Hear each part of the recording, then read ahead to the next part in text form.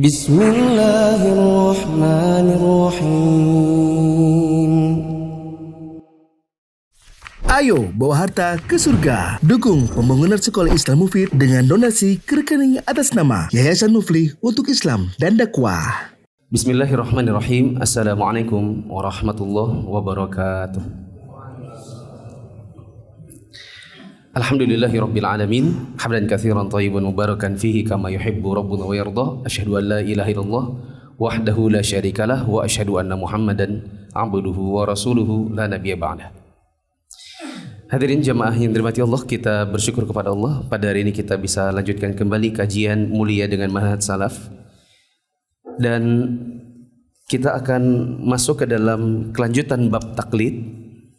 Tapi sebelum kita mulai kajian, silakan lihat kanan dan kiri. Kalau tidak kenal, coba kenalan.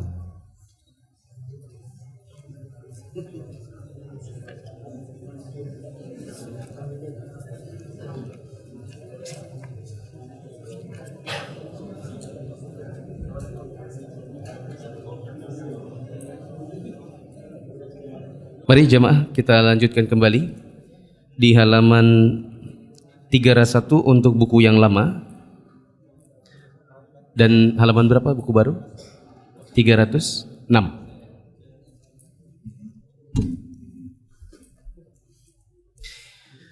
Sebagaimana disampaikan pada minggu lalu, bahwa taklid itu artinya ikut-ikutan tanpa mengetahui dasar. Dan taklid itu sebenarnya pada asalnya tercela.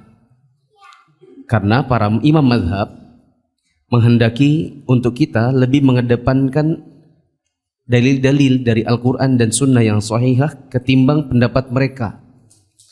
Baik Imam Abu Hanifah, Imam Malik, Imam Syafi'i, Imam Ahmad, semuanya bersepakat dengan perkataan yang intinya sama. Meskipun kalimatnya beda-beda tapi intinya sama. Bila ada hadis yang sahih, maka ambil hadis yang sahih, pendapat kami tinggalkan. Sebenarnya demikian. Lagi pula kalau kita terlalu banyak taklid, apalagi taklid buta, maka ini banyak bahayanya. Seperti orang jadi malas belajar. Orang lebih mengedepankan pendapat pribadi atau pendapat golongan, pendapat ormas, pendapat gurunya ketimbang dalil yang sudah jelas. Kemudian taklid itu bisa menyebabkan banyaknya amalan-amalan yang tidak sesuai dengan tuntunan sunnah. Tetapi pada sebagian kondisi taklid itu pun boleh bagi sebagian orang. Seperti orang-orang yang memang belum punya kemampuan untuk menelaah dalil, maka tidak mungkin mereka berijtihad dan mencari hukum sendiri. Mereka pasti mencari pendapat para ulama, lalu kemudian mereka taklid dengan pendapat mereka itu. Nah, pada kesempatan hari ini ada kelanjutannya, yaitu syarat-syarat taklid diperbolehkan. Kata penulis, syarat-syarat taklid menjadi boleh. Pertama, orang yang taklid itu memang benar-benar jahil. Ini bukan untuk mematikan semangat orang belajar ya. Tapi ya memang pada dasarnya dia belum tahu masalah tersebut. Dan mereka tidak punya kemampuan untuk mengetahui hukum-hukum Allah Ta'ala dan Rasulnya. Maka pada kondisi ini orang tersebut bisa taklid. Boleh dikasih contoh dekat situ kalau belum menulis? Contohnya adalah orang yang baru masuk Islam. Orang baru masuk Islam tidak boleh tidak taklid. Kalau baru masuk Islam, memang dia kemampuannya adalah ikut-ikutan dulu, meskipun tidak tahu dasar. Orang kalau baru masuk Islam kan setelah syahadat disuruh apa biasanya sama ustadz-ustadz? Disuruh satu, kalau dia belum sunat, apalagi sudah dewasa, maka dia wajib sunat laki-laki. Dua, wajib mandi junub. Apalagi yang memang dewasa dan sudah pernah berhubungan badan. Adapun anak kecil, sebagian ulama berpendapat mandi buat mereka hanya sunnah. Nah ini misalnya masuk Islam usia 25, sudah beristri, istrinya juga masuk Islam, maka mereka wajib mandi. Mandi seperti mandi junub. Kemudian ikut melaksanakan sholat. Nah mereka tidak boleh bilang, coba saya mau tahu dulu apa dalilnya mandi junub. Kalau nggak ada dalilnya saya tidak mau ikutin. Tidak bisa. Memang Anda baru masuk Islam, Anda wajib taklid, amalkan meskipun Anda belum tahu dalilnya. Yang kedua, syaratnya adalah hendaknya dia bertaklid kepada orang yang agamanya baik, yang sudah diketahui memiliki ilmu dan punya kemampuan berijtihad. Misalnya orang baru masuk Islam, teman-teman yang baru hijrah, duduk di pengajian, mungkin ada sebagian hukum yang ustadznya tidak menyebutkan dalilnya, lalu kemudian dia amalkan. Dan dia paham bahwa oh ini guru agama, ini ustadz.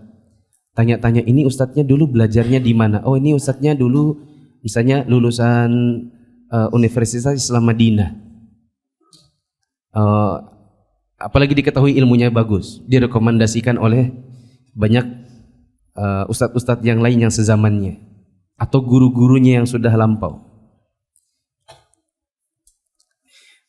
Bagi orang awam bisa melihat dengan beberapa hal. Boleh dekat situ dicatat. Pertama, lihat alma maternya. Meskipun ini bukan sebuah keharusan, tapi ini cara untuk kita menyaring kepada siapa kita mencari ilmu agama dan akhirnya mau tidak mau taklid dulu. Karena kita sudah yakin dengan ustadznya ini. Kita lihat alma maternya. Oh, lulusan Madinah. Meskipun juga tidak semua orang yang lulusan Madinah itu kemudian recommended, karena ada juga sebagian mahasiswa sampai di sana nggak belajar. Tapi sibuk melancong ke Mesir, melancong ke ibu kota, melancong ke Yaman, sibuk sama travel, ngurusin jamaah umroh, haji, dan akhirnya nggak belajar. Nilainya CD. Pulang gelarnya LC. Ada. Ya, tapi secara global daripada kita belajar kepada orang yang antah berantah, yang tidak tahu lagi belajarnya di mana, masih mending belajar kepada mereka. Ya, masih mending. Karena ada juga sebagian dai di zaman kita sekarang ini, mereka tiba-tiba bikin pengajian, bikin pamflet, bikin media sosial, sering posting-posting agama, lalu orang mengira dia ustadz. Padahal tidak diketahui riwayat dia belajar agama di mana. Juga ada sebagian orang yang akhirnya dikenal sebagai dai, padahal memang basicnya bukan agama. Misalnya basicnya dunia entertainment. Dulunya artis, dulunya penyanyi. Tapi berganti zaman, sudah ada artis baru, mereka sudah kurang laku, akhirnya banting setir jadi dai. Kebetulan pintar misalnya berceramah, pintar berorasi, pintar mengatur kata-kata. Orang menganggap dia sebagai seorang guru agama. Kita cek dulu alma maternya di mana, belajar agamanya di mana, berapa lama. Ya. Yang kedua, bisa lihat gurunya siapa. Bisa lihat guru-gurunya itu siapa.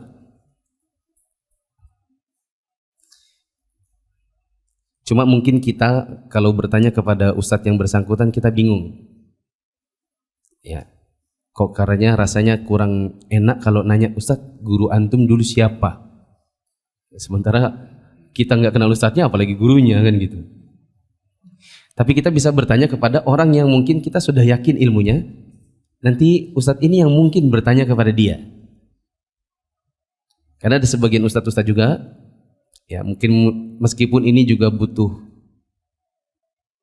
apa ya?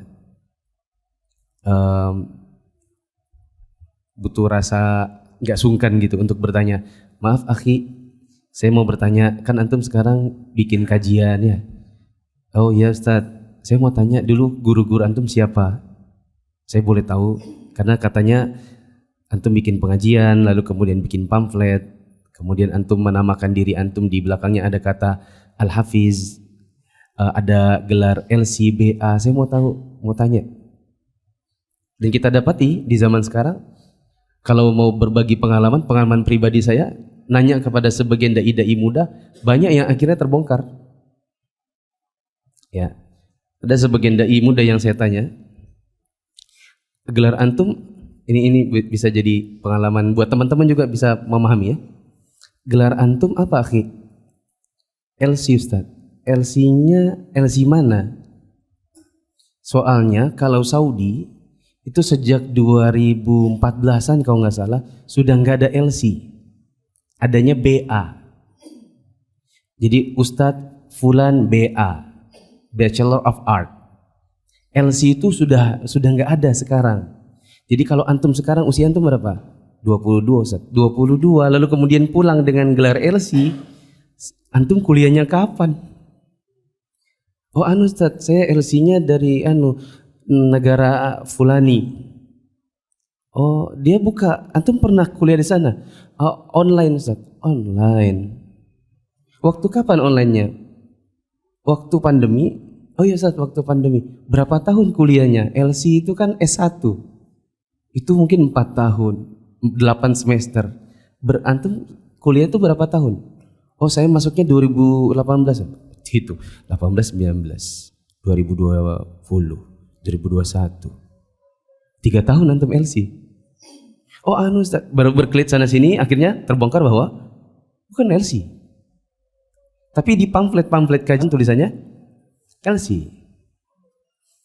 Nah, kalau teman-teman mungkin kan tidak memahami itu.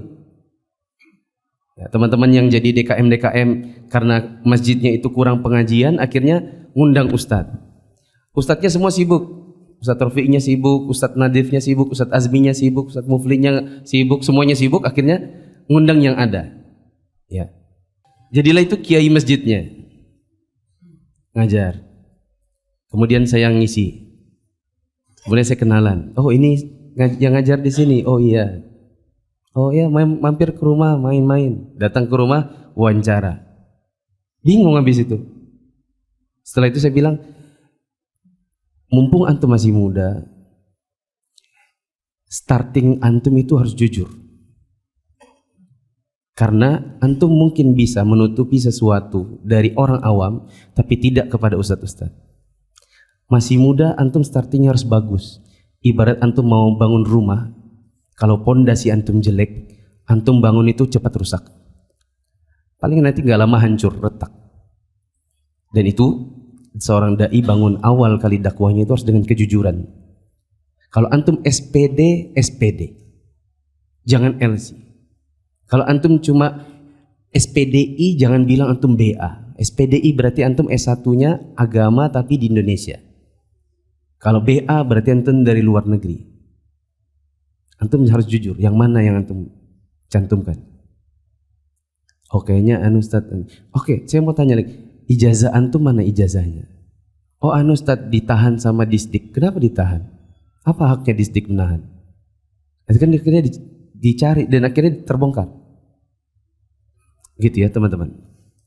Jadi kita bisa lihat gurunya, alma maternya, dan kalau antum bingung, kurang sungkan untuk bertanya, antum bisa tanya kepada ustadz-ustadz yang ada. Ustadz mungkin bisa ditanya, ada ustadz baru di daerah misalnya Kampung Baru, beliau ngajarnya di Masjid nah itu katanya gelarnya LC, itu kita boleh ambil ilmunya atau tidak? Mungkin ustadz bisa kalau kenal wawancara bagaimana? Ya,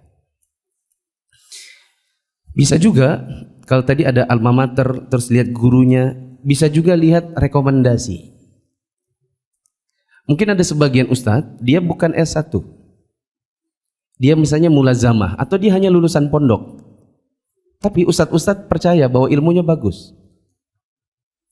Misalnya si Fulan itu lulusan Ma'had Al-Irsyad atau dari Imam Bukhari, dan guru-gurunya di sana merekomendasikan ini meskipun masih muda, masih 19 tahun, 20 tahun, tapi dia bagus untuk ngajar tajwid misalnya, atau ngajar bahasa Arab dasar, diberdayakan. Akhirnya diberi rekomendasi, maka kita bisa ambil ilmu darinya. Ya, nanti kalau kita belajar dari dia, antum jangan tanya, Ustadz itu dasarnya apa, dalilnya apa dulu, baru saya mau percaya, baru saya mau amalkan. Karena bisa jadi antum hanya taklid pada masalah yang dia ajarkan. Ketiga, boleh taklid apabila belum tampak kebenaran bagi orang yang taklid itu selain pendapat yang sedang dia ikuti, meskipun itu lemah. Maksudnya begini, dia terpaksa taklid karena itulah pendapat yang sampai pada dirinya. Dia belum tahu pendapat yang lain untuk dikaji mana yang lebih kuat, mana yang lebih lemah. Nah, kalau seperti ini biasanya ini penuntut ilmu. Ini penuntut ilmu. Karena penuntut ilmu dengan lamanya belajar, dengan kecerdasan, dia lama-kelamaan akan menyusun perangkat ilmu pada dirinya untuk bisa menyaring, oh ini pendapat yang lebih kuat daripada pendapat yang ini. Tapi itu butuh belajar, butuh waktu yang begitu lama. Ya, butuh belajar bahasa Arab, butuh belajar ilmu fikih, belajar usul fikih, belajar kaidah fikih untuk kemudian bisa menyaring-nyaring. Tadi saya ditanya sama Lutfi, gimana saat kemarin daurah sama Syekh? Alhamdulillah, bagus. Terus gimana? Ada pendapat yang kita bisa ambil, ada pendapat yang kita bisa tolak. Kenapa demikian? Karena kita penuntut ilmu, kita lama belajar, kita punya khibrah, punya pengalaman, telah mengkaji dari guru yang berbeda-beda. Kita punya guru yang dulu kita ambil ilmunya waktu masih di Saudi, sehingga apa yang kita terima dari masyayikh saat daurah asatidzah, ada yang kita bisa terima, ada yang kita pikir dulu, ini pendapat benar nggak ya? Ini kayaknya pendapatnya kurang tepat ini, karena itu bisa kita lakukan karena kita penuntut ilmu. Kemudian yang keempat, tidak boleh taklid pada masalah-masalah yang menyelisihi nas syariat dan ijma' kaum muslimin. Artinya, pada hal-hal yang memang sudah jelas-jelas ijma' kaum muslimin atau sudah diketahui oleh kaum muslimin, ada istilah namanya ma'lumin minad dini bid darurah. Perkara dalam masalah agama yang kita tidak tahu dalil pun nggak apa-apa. Tetap harus kerjakan meskipun nggak tahu dalil. Contoh, sholat 5 waktu. Mungkin kita kalau ditanya, coba apa dalilnya sholat 5 waktu? Antum punya teman, antum pergi ke masjid, dia tidak mau ke masjid, antum bilang yuk ke masjid. Dia bilang enggak, aku sholat di rumah. Oh, ke masjid. Dalilnya apa ke masjid? Antum bingung, apa ya dalilnya ke masjid? Disuruh sebutkan ayat atau hadis satu saja, mungkin belum tentu langsung keluar, belum tentu hafal gitu kan. Tapi itu sudah sesuatu yang ma'lum minad dini bid darurah. Sudah diketahui di dalam agama ini bahwa ada masjid, buat apa dibangun kalau kemudian ditinggalkan? Gampang tuh. Ya, itu dalil akli saja dipakai. Tidak mesti ada dalil nas Al-Quran maupun sunnah. Antum pun bisa bilang masjid tempat ibadah kaum muslimin, kalau kemudian dibangun terus kita semua berpendapat dengan pendapatmu, sholatnya cukup di rumah, buat apa dibangun masjid itu kalau gitu? Ya kan? Nah, mungkin kita nggak terlalu hafal dalilnya, tapi itu sudah dipahami oleh kaum muslimin. Maka kita bisa bilang ini perkara yang kaum muslimin sudah paham. Kamu tidak tahu dalil pun tidak apa-apa, kamu tetap ke masjid. Ya, kalau tahu dalil-dalil nas maka lebih bagus lagi. Salat 5 waktu. Ayo salat 5 waktu. Salat zuhur yuk. Enggak. Kenapa kamu Islam kok tidak salat zuhur? Lah kamu saya tanya, kamu Islam kenapa salat zuhur? Ya karena saya Islam. Coba apa dalilnya salat zuhur? Bingung? Nggak apa-apa. Karena ini perkara yang sudah jelas nasnya, yang sudah diketahui kaum muslimin, sudah ijma' bahwa orang Islam itu salat. Meskipun kita tidak hafal ayatnya, tidak hafal hadisnya. Nah, dalam hal-hal seperti ini boleh taklid. Ya, puasa Ramadan. Puasa Ramadan itu sesuatu yang di dalam Islam sudah diketahui oleh siapapun pemeluknya, bahwa mereka punya kewajiban untuk puasa Ramadan. Makanya kita kecil dulu, ya, untuk berbuka puasa itu kita takut-takut, ya enggak? Ya, buka puasa nih Ramadan kan, orang tua enggak ada, kulkas dikunci. Zaman dulu ada kuncinya. Cari-cari, mama taruh di mana ya? Oh, di bawah taplak meja rupanya. Ketemu. Terus buka kulkas, minum, gluk. Pas dikebu, ayo ngapain? Oh, enggak kok lagi mandi. Terus. Kita enggak tahu dalilnya pun enggak apa-apa. Kita tidak hafal ayat tentang puasa, tidak apa-apa. Ini perkara yang sudah diketahui oleh kaum muslimin. Kita boleh taklid di situ. Adapun hal-hal yang sifatnya menyelisihi nas atau menyelisihi ijma' kaum muslimin, maka kita tidak boleh taklid di situ. Contoh, boleh kasih contoh di situ tentang sholat, tentang puasa, kemudian tentang jilbab. Ada dai di Indonesia berpendapat jilbab tidak wajib. Yang wajib itu menjilbabi hati. Yang penting hatinya dulu. Buat apa berjilbab kalau hatinya rusak? Ya kan, kata mereka. Terus tiba-tiba dari kita ada yang mengikuti, ya, taklid di situ. Ketika ditanya, kenapa kamu ndak berjilbab nak? Atau mbak, kamu kan sudah dewasa. Oh, saya ikuti pendapatnya Ustadz itu yang mengatakan jilbab tidak wajib. Saya taklid kepadanya saja. Padahal ini sesuatu yang sudah nasnya jelas atau ijma' kaum muslimin, ijma' para ulama. Ya. Berikutnya yang kelima, syarat bolehnya taklid. Orang yang taklid tidak boleh mewajibkan dirinya berpegang pada satu mazhab tertentu dalam setiap masalah.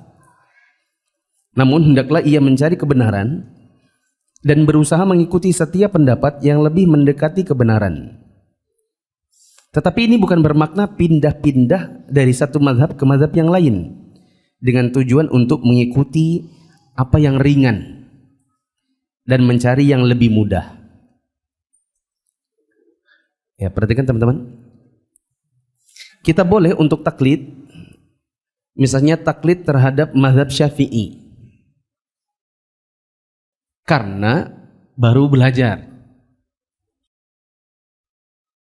Misalnya gini, mungkin ada yang sudah bingung, katanya tidak boleh bermazhab. Begini, dengarkan dulu. Coba kalau seandainya tadi siang ada yang bermuasih Islam, kemudian kita tiba-tiba nyodorkan dia buku Shahih Fiqh Sunnah yang di dalamnya ada bab sholat, lalu ada perbedaan pendapat. Kira-kira bingung tidak dia belajarnya? Atau antum ajarkan dia ensiklopedi sholat, bukunya tebal, di situ ada ikhtilaf-ikhtilafnya. Kira-kira susah atau mudah bagi dia untuk belajar sholat? Susah. Maka kita kasih dia misalnya buku kecil mazhabnya Syafi'i, karena kebetulan itu yang ada di rumah misalnya. Atau kita pengennya Hambali tapi kita nggak tahu buku ringkasannya sifat sholat untuk yang Hambali apa. Ya kita kasih dia. Akhirnya dia terpaksa dalam kondisi demikian dia taklid kepada buku sholat mazhab Syafi'i karena itu kadar kemampuannya, daripada dikasih perbedaan-perbedaan mazhab lalu disuruh telaah padahal baru masuk Islam tadi siang. Malah setelah itu aku kayaknya Kristen aja sudah lagi ya. Pusing, aku bacanya pusing. Ternyata agamamu ini beda-beda isinya. Ini aja kata pendapat pertama, pendapat kedua, pendapat ketiga. Pusing saya katanya. Karena dia baru masuk Islam. Nah, orang yang demikian mendingan dia taklid dulu kepada misalnya buku sholat mazhab Syafi'i supaya bisa sholat. Nanti dimotivasi untuk ikut-ikut kajian. Yuk ikut kajian. Jangan juga nanti antum bawa ke kajian yang kajian itu berat dan susah dipahami. Supaya dia mau terus belajar. Ya, diajak ke kajian yang mungkin mudah bagi dirinya, yang pembahasannya simpel buat dia, supaya dia mudah untuk nelaah, untuk sedikit demi sedikit nambah ilmu. Mungkin nanti setelah setahun, 2 tahun, 3 tahun, akhirnya dia lama-lama sudah mulai terbiasa dengan kata-kata ikhtilaf, pendapat yang rojih, udah mulai dengar dan udah mulai nanya-nanya, kalau rojih itu artinya yang lebih kuat ya? Iya, kamu kok tahu? Iya, soalnya aku kalau katanya Ustadz itu pendapat pertama, pendapat kedua, pendapat rojih. Rojih itu apa ya? Kupikir-pikir kayaknya rojih itu artinya lebih kuat. Betul? Iya betul. Nah kan dia sudah mulai terbiasa. Barulah dia kemudian bisa nanti ikut kajian misalnya ensiklopedi sholat. Mulai mazhab Syafi'i begini, mazhab Hambali begini. Yang lebih kuat pendapatnya Hambali misalnya. Adapun orang yang baru belajar, maka tidak apa-apa. Tapi jangan apa-apa semuanya harus Syafi'i, apa-apa harus semuanya Syafi'i. Itu yang dimaksud oleh Ustadz Yazid di sini. Tapi jangan mewajibkan dirinya untuk berpegang pada mazhab tertentu saja pada semua masalah. Yang harusnya dia lakukan adalah terus belajar sampai dia mulai lama-kelamaan bisa terbiasa untuk menelaah, oh ini ada pendapat yang lebih kuat begini, oh pendapat yang lebih kuat di mazhab yang ini. Karena kita kalau mau ikuti mazhab Syafi'i, semua pendapat dalam mazhab Syafi'i mau diikuti, malah kita nanti ada masanya kadang bingung sendiri. Ada masanya bingung sendiri.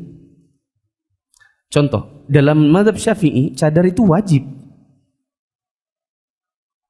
Cadar wajib. Ya. Ini misalnya baru masuk Islam tadi siang. Jangankan cadar, jilbab aja belum punya. Karena dia belum tahu kalau ternyata muslimah itu harus berjilbab. Ya, jadi ketika dia masuk Islam zuhur, kemudian diajarkan, Mas nanti sama istrinya nih ya mandi junub. Apa itu Ustaz? Mandi junub itu bicaranya gini. Nanti sholatnya 5 waktu ya. Nah, sebelum sholat caranya wudunya begini, diajarkan dia. Ya. Terus jangan lupa nanti kan Syafi'i bercadar ya. Baru masuk Islam zuhur, besok suruh bercadar. Ya. Karena dalam mazhab Syafi'i cadar wajib.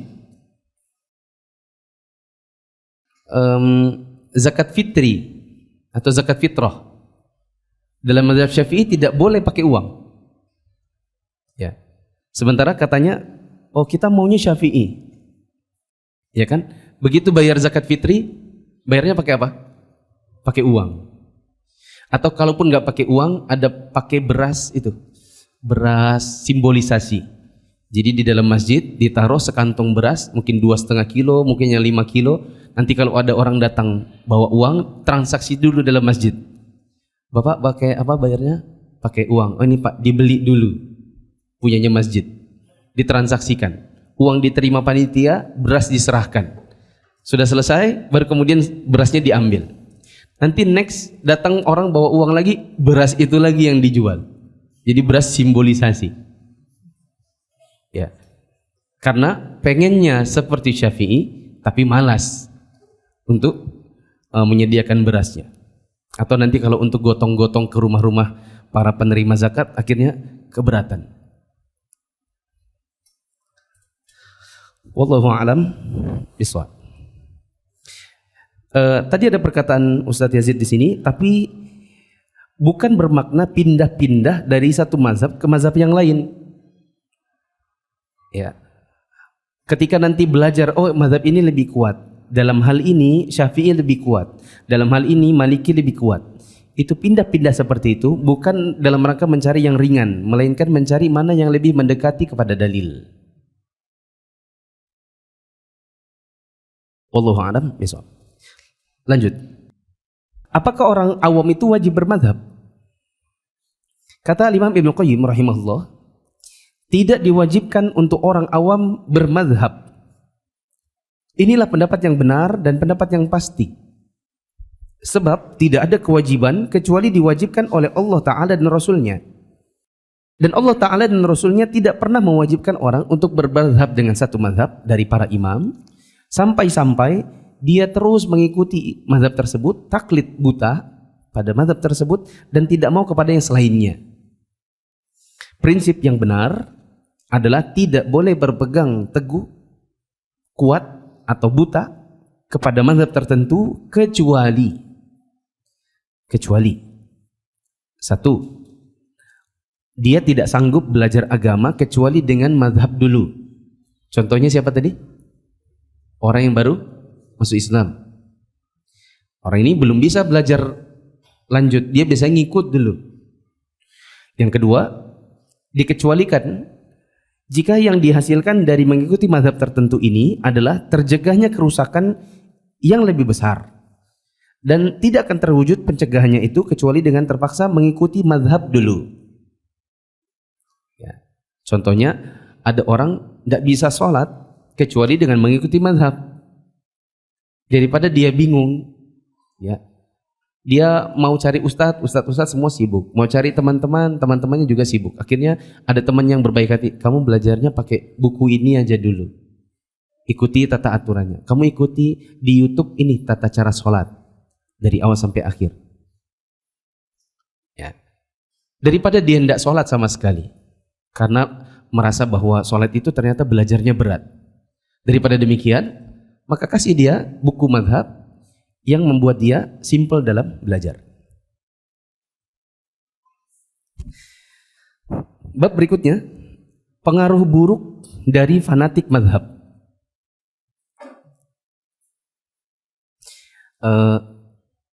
Ngomong-ngomong, untuk pengetahuan dasar bahwa mazhab yang paling dikenal di kalangan kita para penuntut ilmu ada mazhab Hanafi, Maliki, Syafi'i, Hambali, dan Zahiri.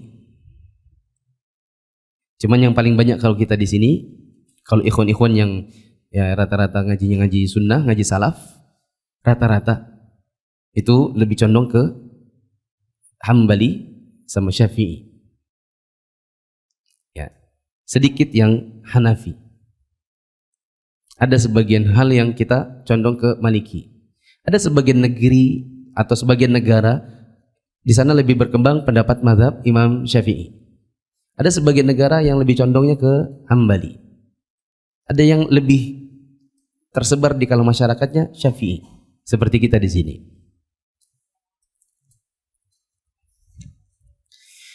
Berikut ini adalah pengaruh buruk kalau kita terlalu fanatik dengan mazhab tertentu.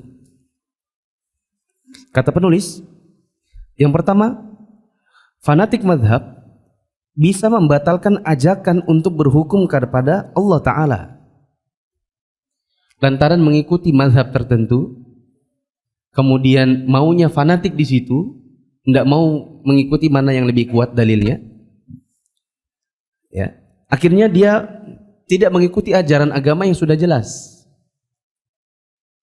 Misalnya ada sering kita contohkan atau kita contohkan di pertemuan 2 minggu yang lalu yang sesuai dengan sunnah, karena itu yang kita baca hadisnya yang sahih yang dipraktekkan oleh para sahabat, bahwa berwudu itu untuk kepalanya adalah dengan membasahi tangan kanan dan kiri tapi tidak menampung air, cukup basah saja tangannya, kemudian mengusapkan mulai dari tempat tumbuhnya rambut di bagian depan di atas jidat, ditarik ke belakang hingga tengkuk ya, bukan leher, tengkuk.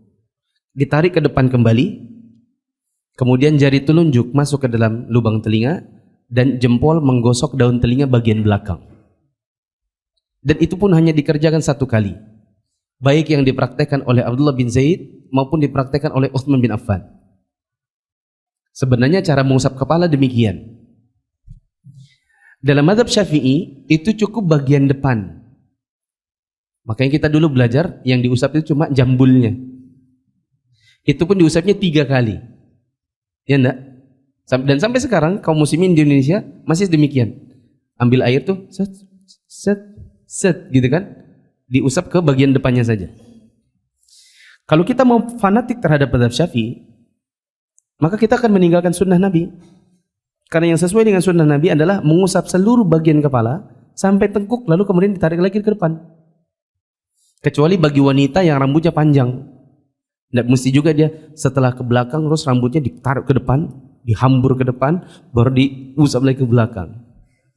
Ya, menyusahkan. Maka bagi dia cukup sampai tengkuk saja, tidak perlu menghambur rambutnya. Ada orang ketika misalnya kita bersebelahan wudu dengannya, kita bilang, "Mas, maaf ya, masnya itu wudunya cuman jambulnya tuh 3 kali, tes. Itu apa dalilnya?" "Oh, saya Syafi'i, Pak. Hidup Syafi'i." Ya. Oh, kalau yang sesuai sunnah, boleh saya beritahu, yang sesuai sunnah itu begini. Set. Dan 1 kali. Oh ya, itu terserah Anda. Kalau saya itu Syafi'i. Ini kan fanatik sudah. Tidak mau dikritik. Ya. Maka ini sesuai dengan nomor 1 ini, fanatik mazhab bisa membatalkan atau menghilangkan ajakan untuk berhukum pada hukum Allah. Kita tinggalkan apa yang sesuai dengan sunnah, lalu kemudian kita lebih mengedepankan yang namanya mazhab. Yang kedua, pengaruh buruk fanatik mazhab adalah menyelisihi nas-nas yang sahih dari Al-Quran dan Sunnah. Sebab dengan fanatik mazhab, ya, serta mendahulukan pendapat daripada dalil syar'i. Contoh, tadi contohnya sama lah ya, nomor 1 dan 2 ini mirip-mirip. Contoh pertama tadi wudu bagian kepala, bisa dicatat. Wudu bagian kepala. Kalau yang sesuai dengan sunnah, seluruh kepala. Sampai apa tadi? Tengkuk. Sedangkan di mazhab Syafi'i hanya bagian depannya saja atau sebagian rambutnya saja. Ya, sedangkan tentang wudu sampai dengan bagian tengkuk ini sahih. Dalam Sahih Bukhari, Sahih Muslim dipraktekkan oleh 2 sahabat di kesempatan yang berbeda, Abdullah bin Zaid, Utsman bin Affan, dan kedua-duanya mengatakan begini wudu Nabi, begini wudu yang kami lihat dari Nabi, begini Nabi cara berwudunya. Ketika sudah ada hadis yang jelas, sahih, dipraktekkan oleh sahabat-sahabat Nabi, kenapa kita lalu kemudian mengambil pendapat yang berbeda? Nah, jawabannya adalah salah satunya karena orang ada yang fanatik terhadap mazhab Syafi'i. Ya. Terus yang ketiga, kitab-kitab mazhab banyak yang mengandung hadis-hadis yang dhaif, palsu, dan berdalil dengannya serta mengambil kesimpulan hukum darinya merupakan hal yang bisa mempengaruhi cara mengambil hukum dan mewariskan perselisihan dalam fikih. Sebab apa? Sebab sebagian orang ketika belajar kitab mazhab ternyata ada sebagian dalilnya yang tidak tersaring. Dan bahkan sebagian ulama kita mengatakan sebagian orang yang fanatik terhadap mazhab, demi membela mazhab, mereka bikin hadis sendiri supaya cocok dengan mazhab. Padahal tidak boleh seseorang membuat dalil sendiri. Mungkin teman-teman pernah dengar ada kisah dulu seorang khalifah di Baghdad. Ketika Idul Adha dia mengatakan, wahai kaum muslimin, hari ini kalian sembelih hewan-hewan kurban kalian. Adapun saya hari ini akan menyembelih si fulan. Ya, dijatuhi hukuman mati. Karena terbukti bahwa dia sering membuat hadis-hadis. Sering bikin hadis-hadis sendiri yang menurut dia bagus dalam rangka mengajak kaum muslimin untuk melakukan amalan. Seperti di antara mereka ada yang mengatakan, saya membuat hadis ini karena saya lihat masyarakat sekarang jarang baca Quran. Akhirnya dia bikin hadis sendiri. Nah, sebagian ulama kita ada yang mengatakan sebagian orang yang fanatik terhadap mazhab demi membela mazhab akhirnya membuat hadis sendiri. Membuat hadis-hadis yang tidak ada asal usulnya atau hadis yang dhaif atau palsu diriwayatkannya. Seperti juga di antara, sebagai contoh boleh ditulis di situ. Sebagai contoh, di antara ulama mazhab seperti dalam mazhab Syafi'i, ada yang mengatakan makruh berwudu dengan air yang dipanasi oleh matahari. Namanya air musyammas. Air yang terkena matahari. Padahal kalau kita tanya apa hadisnya yang memakruhkan itu, maka tidak ada. Tapi ini ada dalam mazhab. Teman-teman pernah dengar ada sebagian orang berpendapat kalau wudu, air dari wudu ini jatuh kembali ke dalam bak, maka bak itu tidak bisa dipakai. Namanya air musta'mal. Air yang airnya berjatuhan dari badan orang yang sedang berwudu. Sehingga dari mereka ada yang berkata, kalau wudu hati-hati, jangan sampai nanti airnya jatuh lewat siku kembali ke bak. Ketika ditanya apa dalilnya, maka mereka tidak tahu apa dalilnya, dan memang tidak ada dalilnya. Bahkan bertentangan dengan dalil. Nabi SAW, beliau kalau berwudu dibawakan air dalam bejana, itu Nabi masukkan tangannya. Setelah misalnya cuci mukanya, tangannya masuk lagi untuk cuci tangannya, tangannya masuk lagi untuk usap kepalanya, tangannya masuk lagi untuk mungkin atau sisanya disiramkan ke kakinya. Yang jelas tangannya Nabi itu masuk ke dalam bejana. Berarti air wudu yang dipakai oleh Nabi tercampur tidak dengan air-air yang ada pada tubuh beliau. Nah kalau begitu apa alasan kita untuk melarang orang hati-hati, tidak boleh airnya masuk kembali ke bak. Kalau masuk ke bak nanti tidak bisa dipakai. Malah menyusahkan sendiri nggak? Mudah kalau bagi orang yang punya keran di rumah. Lah kalau punyanya cuma bak, ya kan? Nanti semuanya was-was. Ya, si suami setelah pakai, istrinya bilang, bang tadi airnya nggak ada yang masuk kan ke dalam bak, ya kan? Jadi mustamal ini, nggak ada yang sholat di rumah. Soalnya airnya semua mustamal. Begitu.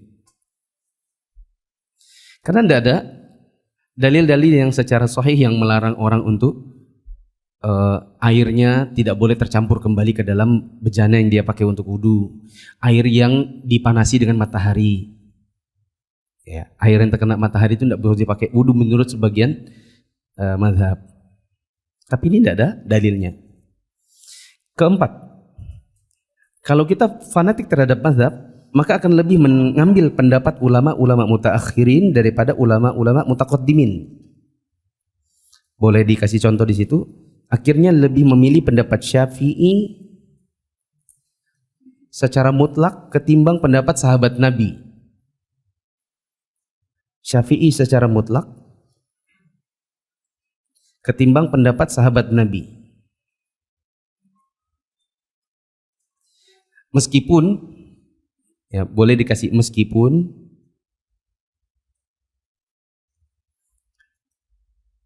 ada sebagian pendapat sahabat Nabi yang juga tidak tepat. Ada sebagian pendapat sahabat Nabi yang juga tidak tepat.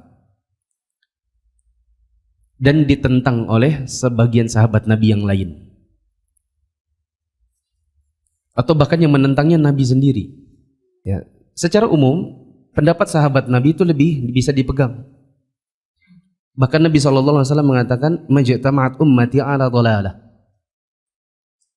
Umatku, yang dimaksud Nabi di sini adalah sahabat-sahabatnya. Sahabat-sahabatku ini tidak akan bersepakat, tidak akan ijma' untuk sebuah kesesatan.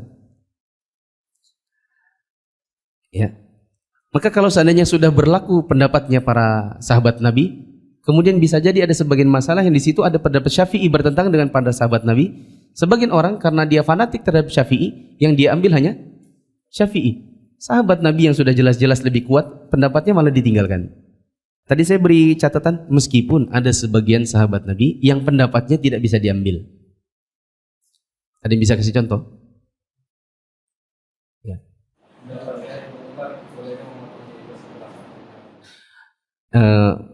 Dicontohkan pendapatnya Ibnu Umar, di mana Ibnu Umar berpendapat kalau seandainya jenggot itu digenggam dan sudah lebih segenggam, maka boleh dipotong lebihannya loh ya, bukan segenggam baru di sini yang dipotong, bukan itu ya.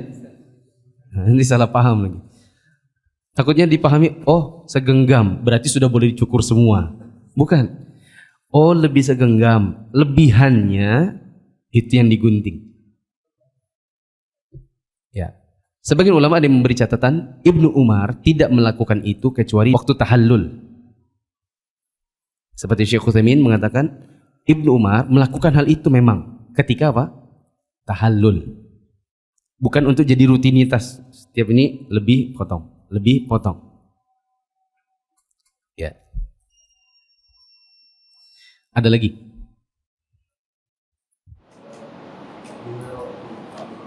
Pendapatnya Abu Hurairah, di mana Abu Hurairah kalau berwudu itu tidak hanya sampai dengan siku. Bila tidak ada yang lihat, maka Abu Hurairah berwudu sampai ketek, sampai ketiak. Tapi Abu Hurairah melakukan ini kalau dia bersendirian, karena itu ijtihadnya dia. Dan pendapat Abu Hurairah harus ditinggalkan, karena Nabi tidak pernah mencontohkan. Nabi kalau berwudu hanya sampai siku. Hanya saja Abu Hurairah karena dia pernah mendengar Nabi SAW mengatakan bahwa nanti di hari kiamat kita akan dibangkitkan dalam keadaan anggota wudhu ini bercahaya, maka Abu Hurairah mengatakan siapa yang ingin cahayanya panjang maka panjangkan. Jadi makanya dia kalau berwudhu sampai ketiak biar panjang semua. Ya. Meskipun kita bilang ini kalau dipraktekkan di zaman sekarang mandi sekalian. Biar kayak Ultraman antum. Kan bercahaya semua. Jadi jangan cuci kaki sampai mata kaki. Sekalian sampai betis, sampai siku. Kalau perlu sampai paha. Jadi tidak usah wudhu di tempat wudhu, masuk kamar mandi. Ya kan? Sekalian mandi. Pendapat Abu Hurairah di sini tidak bisa diambil. Ya. Ada pendapat sahabat Nabi namanya Ibnu Ba'kak. Ibnu siapa ya? Ada yang ikut di ensiklopedia salat jilid 3? Ibnu siapa ya?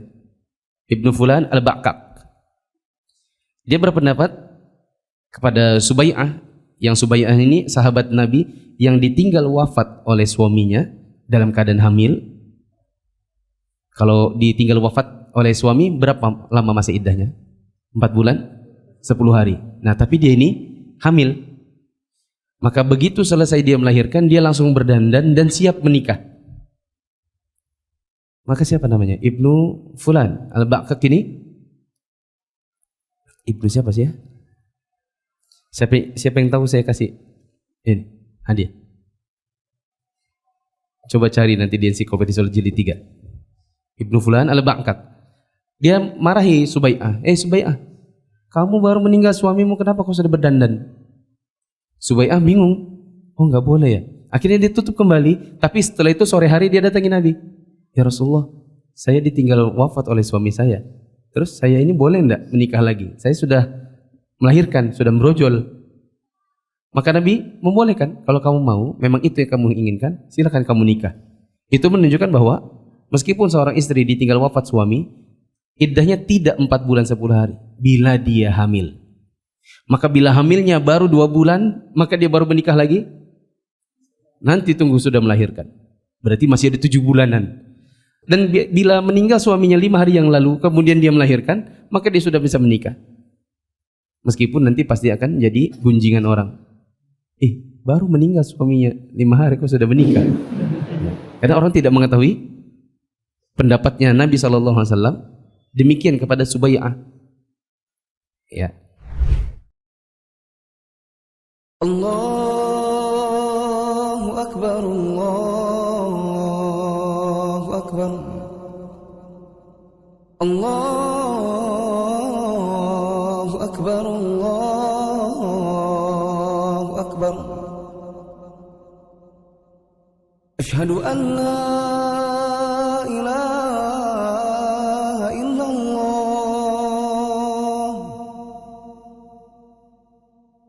Asyhadu an la ilaha illallah. Asyhadu anna Muhammadar Rasulullah. Asyhadu anna Muhammadar Rasulullah. Hayya 'alas salah. Hayya 'alas salah. Hayya 'alal falah. Hayya 'alal falah. Allahu Akbar, Allahu Akbar. La ilaha illallah. Tadi sahabatnya namanya Ibnu Sanabil bin Al-Ba'kak. Sahabat wanita yang meninggal suaminya dalam keadaan dia wafat namanya Subai'ah. Subai'ah Al-Aslamiyah. Saya ulang ceritanya. Salah satu juga contoh pendapat sahabat Nabi yang ditolak, yaitu pendapat Ibnu Sawanabil Al-Ba'kak, seorang sahabat Nabi yang ketika dia melihat seorang sahabat Nabi wanita, namanya siapa tadi? Subai'ah Al-Aslamiyah, dalam kondisi dia wafat suaminya dan belum sampai 4 bulan 10 hari dia melahirkan. Lalu kemudian Subai'ah ini berdandan dan intinya dia siap nikah. Sementara harusnya wanita yang ditinggal wafat suaminya ihdad, berkabung dengan tidak menggunakan perhiasan dan tidak berdandan selama 4 bulan 10 hari. Ya, maka ditegur Subai'ah ini, kamu kok baru meninggal, suamimu sudah berdandan. Ya, takutlah Subai'ah, akhirnya dia masuk kembali ke dalam rumah dan akhirnya menutup kembali, intinya perhiasannya ditinggalkan. Tapi dia pergi kepada Nabi. Ya, maka Nabi SAW mengatakan, bila kamu menginginkan untuk menikah, maka kamu sudah bisa menikah. Yaitu dengan berakhirnya kehamilan, dengan melahirkan. Oke, yang kelima, mencukupkan diri dengan satu mazhab dan tidak mengambil manfaat dari ilmu yang ada pada mazhab yang lain, kesungguhan para ulamanya serta kitab-kitab mereka, ya, karena fanatik pada mazhab saja, ini menjadi sebuah keburukan dalam fanatik terhadap mazhab. Ya, bahkan boleh diberi catatan di situ. Bahkan Imam Syafi'i berkata, tidak seorang ulama pun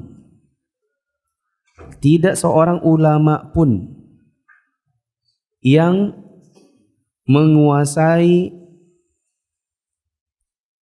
seluruh ilmu dan pasti ada yang luput dari pengetahuannya.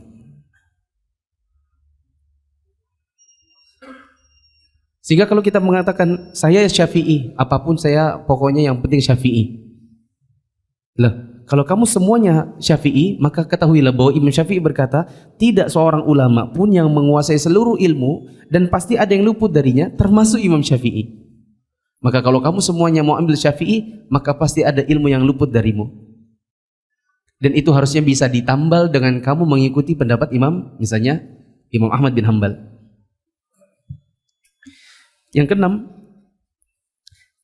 fanatik terhadap mazhab, keburukannya adalah banyak kitab-kitab mazhab yang kosong dari dalil, dan dengan kitab-kitab tersebut membuat kaum muslimin berpaling dari mempelajari Al-Quran dan Sunnah. Ini kurang lebih seperti nomor 1 dan 2. Yang ketujuh, fanatik mazhab akan menyebarkan taklid dan kejumudan serta menutup pintu ijtihad. Orang jadi malas belajar. Jumud itu artinya apa? Jumud itu dari bahasa Arab. Jumud artinya beku. Ya, benda padat itu namanya. Ya. Beku otak karena tidak belajar. Segala sesuatunya semua disandarkan hanya pada Syafi'i atau Hambali. Kaum muslimin di Indonesia ini kan banyak yang kalau dikritik amalannya nanti dia sedikit-sedikit pembelanya apa? Syafi'i. Misalkan Syafi'i. Meskipun kadang-kadang dia nanti termakan omongannya sendiri. Ada yang dia kira Syafi'i padahal bukan Syafi'i. Seperti orang bilang, mari kita menghadiahkan pahala Al-Fatihah untuk Bapak Anu yang tadi siang meninggal. Al-Fatihah. Ya kan? Ketika ditanya, Pak, Bapak itu menghadiahkan pahala itu kenapa? Emang sampai? Sampai. Kenapa? Syafi'i. Padahal Syafi'i justru mengatakan tidak sampai. Yang mengatakan sampai justru mazhab Hambali. Nah, jadi akhirnya temakan omongan sendiri. Kedelapan, kalau kita fanatik terhadap mazhab akan membuka pintu hilah. Hilah itu artinya tipu-tipu, ngeles, nyari-nyari alasan. Akhirnya yang diharamkan itu jadi halal supaya bebas dari kewajiban syariat juga. Boleh dikasih contoh di situ? Nikah tanpa wali itu pendapat dalam mazhab Hanafi. Nanti ada orang ya demi melegalkan kawin lari sama pacarnya, akhirnya dibilang, oh soalnya kita hari ini ganti mazhab dari Syafi'i jadi Hanafi. Karena boleh nikah tanpa wali. Padahal yang benar dalam sunnah Nabi SAW mengatakan la nikaha illa biwali. Tidak sah nikah kalau enggak ada wali. Kalau Anda tidak punya wali sampai akhirnya tidak punya bapak, tidak punya kakak, Anda wanita sendirian sebatang kara di dunia ini, Anda masih punya wali hakim. Ya, bukan kawin lari atau kawin sendiri. Begitu. Dan akhirnya jadi hilah. Apa itu hilah, teman-teman? Hilah itu bahasa Arab. Di dalam bahasa Indonesia diadopsi dengan kata kilah. Kamu ini banyak betul kilah. Kilah itu apa? Ngeles. Berkilah itu bahasa Arabnya adalah hilah. Ya, hilah itu artinya cari-cari alasan untuk membenarkan yang salah. Kesembilan, kalau kita fanatik terhadap mazhab, itu akan mengambil sebagian nas atau dalil dan tidak mengambil dalil yang lain. Contoh untuk nomor 9. Ada sebagian masalah itu nas-nas kalau dikumpulkan di pikiran kita, kita anggap itu bertentangan. Nah, para ulama kita mengajarkan selama masih bisa dikompromikan, kompromikan. Karena itu pertentangan terjadi di kepala kita, bukan pada ajaran Nabi. Contoh, Nabi SAW ditanya tentang menyentuh kemaluan setelah wudhu. Nabi SAW ditanya tentang bagaimana kalau menyentuh kemaluan setelah berwudhu. Dalam satu kesempatan ada perkataan Nabi yang mengisyaratkan dia wudhu kembali. Berarti seolah-olah kalau menyentuh kemaluan setelah wudhu, wudhunya batal. Ditanya di kesempatan yang lain, Nabi bilang seolah-olah nggak ada masalah, karena Nabi bilang menyentuh kemaluan setelah wudhu itu seperti menyentuh tubuhmu yang lain. Ya, kemaluan itu innahu bid'atun minka. Kemaluan itu adalah bagian dari tubuhmu yang lain. Seolah-olah kalau sudah berwudu lalu kemudian menyentuh kemaluan seolah-olah tidak batal. Nah, di kepala kita bingung kan? Nabi bilang di sini batal, di sini nggak batal. Yang mana yang benar? Di kepala kita seolah-olah bertentangan. Para ulama kita mengatakan selama masih bisa dijamak, maka dijamak. Dijamak itu dikompromikan. Karena Nabi tidak mungkin bertentangan omongannya. Nabi itu tidak pelin-pelan. Ya, kalau ada pertentangan itu kepala kita saja yang belum nyampe, maka kita butuh tanya kepada para ulama. Maka di antara mereka ada yang mengatakan sunnahnya wudu. Kalaupun tidak wudu tidak apa-apa. Sebagian ada yang mengatakan oh bukan gitu. Komprominya adalah kalau kamu menyentuhnya langsung wudu. Kalau kamu menyentuhnya dengan kain misalnya, karena kamu menggaruk kemaluan menyentuhnya dengan kain, maka tidak usah wudu. Ada lagi mengatakan oh bukan begitu. Yang benar adalah kalau menyentuhnya dengan syahwat wudu. Kalau tidak dengan syahwat tidak wudu. Misalnya ada orang wudu di kamar mandi kemudian tidak ada handuk, akhirnya kan dia seka-seka badannya. Nah jarinya ini kan kadang kena kemaluan depan, kena kemaluan belakang. Ya tidak. Ya. Nah karena ini tidak dengan syahwat maka tidak usah wudu. Jadi ada beberapa pendapat ulama. Nah kalau kita fanatik terhadap mazhab, kita nggak akan ngikut ini kompromi-kompromi dalil. Kita hanya maunya ngikutin mazhab. Oh menurut mazhab saya itu batal, dah batal. Padahal sebenarnya ada kompromi. Ya mungkin nanti insya Allah akan lebih didetailkan kalau sudah sampai pada bab tentang ikhtilaf. Ke-10, bersikap keras dalam sejumlah masalah yang menimbulkan kesulitan yang besar atas manusia. Ya wallahu alam saya belum dapatkan contohnya nomor 10 ini. Karena waktu sudah berlalu cukup jauh, maka kita cukupkan saja, tidak usah tanya jawab. Kalau ada pertanyaan nanti insya Allah di minggu yang akan datang. Nanti setelah Isya masukkan kembali nama di plastik door prize. Maka kalau belanja di Indomaret struknya jangan dibuang, bisa buat masukin nama. Subhanakallahumma wa bihamdika asyhadu an la ilaha illa anta astaghfiruka wa atubu ilaik. Wassalamualaikum warahmatullahi wabarakatuh.